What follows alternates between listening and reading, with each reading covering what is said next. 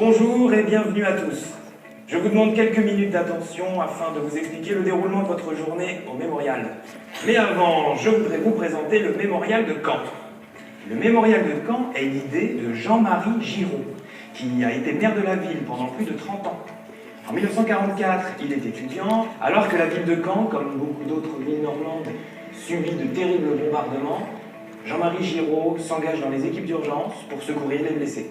À la Libération, la ville est en ruine.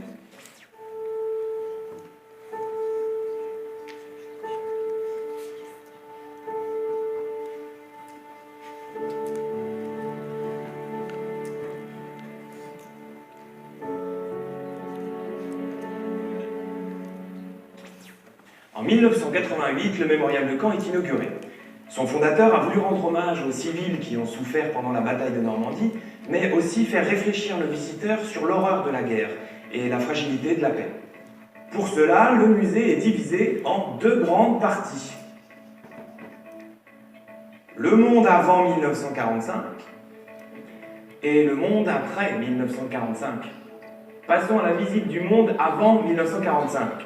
Le premier espace, la faillite de la paix, explique les causes de la Seconde Guerre mondiale, le traité de Versailles, la crise économique, la montée du nazisme. Vous arriverez ensuite dans l'espace La France des années noires, où seront abordés les thèmes de l'entrée en guerre de la France, de son effondrement après l'attaque allemande et de la vie quotidienne sous l'occupation.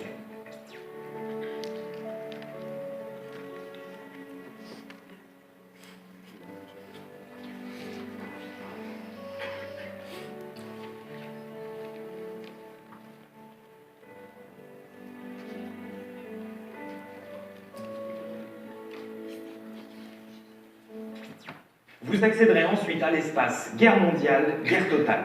Cet espace abordera la mondialisation du conflit, la Shoah et les massacres de masse, la guerre totale et le bilan de la Seconde Guerre mondiale. Puis vous irez dans l'espace dédié au débarquement et à la bataille de Normandie. Vous y découvrirez les préparatifs et le déroulement des opérations du jour J. Et enfin, les 100 jours de cette bataille décisive. Après la visite de cette salle, vous rentrez dans un auditorium où sera projeté un film consacré au jour J. L'heure de votre projection vous sera précisée par l'équipe d'accueil du mémorial. Si vous avez le temps, vous découvrirez le bunker souterrain, ce qui vous permettra de mieux comprendre la période de l'occupation allemande en France. Situé dans un souterrain sous le mémorial, cet ancien poste de commandement a joué un rôle de premier plan durant les premiers jours de la bataille de Normandie. Vous pourrez aussi visiter la seconde partie du mémorial, le monde après 1945 et la guerre froide. Ce parcours vous permettra de découvrir l'ensemble des événements de cette période de forte tension internationale, ainsi que l'histoire du mur de Berlin, de sa construction en 1961 à sa destruction en 1989.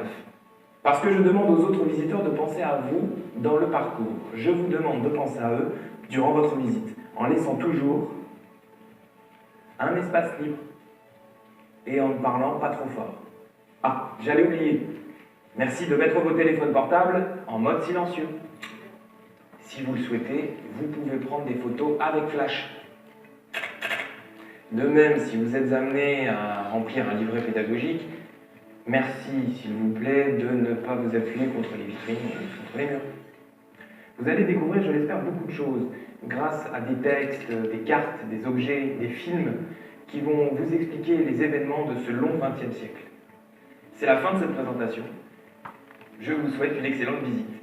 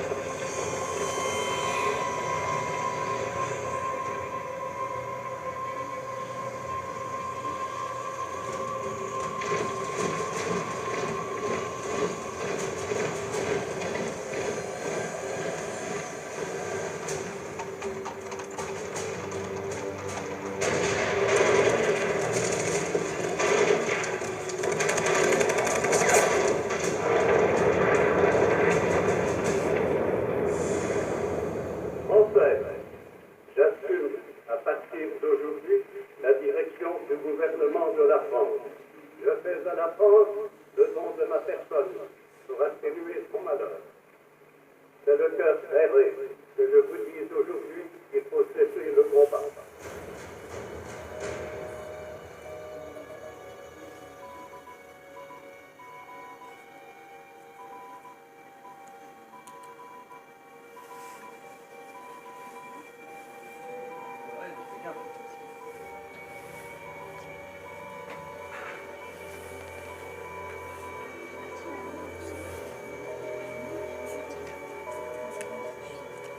Les forces de la liberté triomphent finalement de celles de la servitude, quel serait le destin d'une France qui se serait soumise à l'ennemi?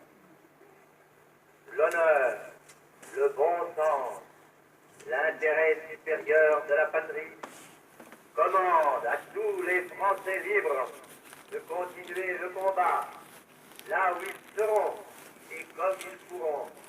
J'invite tous les Français qui veulent rester libres à m'écouter et à me suivre. Vive la France, libre dans l'honneur et dans l'indépendance.